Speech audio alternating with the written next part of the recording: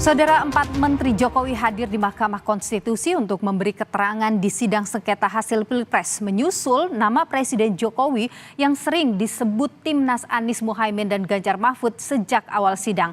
Apa saja keterangan penting dari para menteri di sidang MK? Lengkapnya kami hadirkan berikut ini di catatan Kompas TV. Bukan sekali nama Presiden Joko Widodo disebut-sebut dalam sidang sengketa hasil Pilpres di Mahkamah Konstitusi.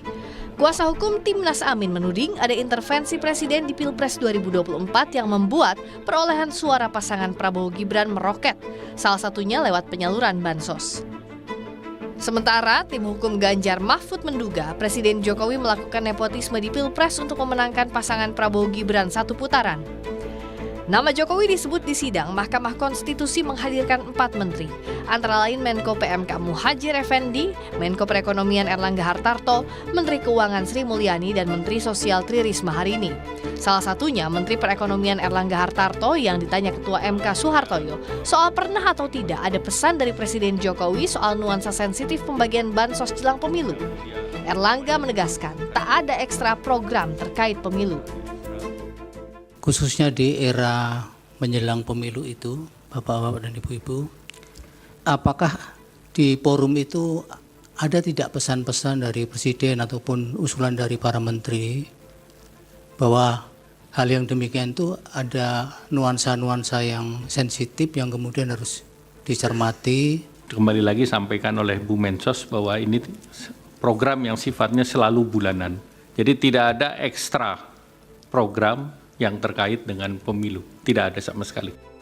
Hakim Konstitusi Arief Hidayat menjelaskan dasar pemanggilan keempat menteri yang merupakan pembantu Presiden untuk memberikan keterangan di sidang MK. Arief menyinggung salah satu dalil pemohon adalah cawe-cawe Presiden.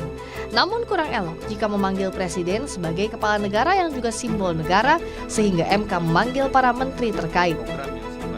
Yang terutama mendapat perhatian yang sangat luas dan kemudian didalilkan oleh pemohon itu cawe-cawenya kepala negara.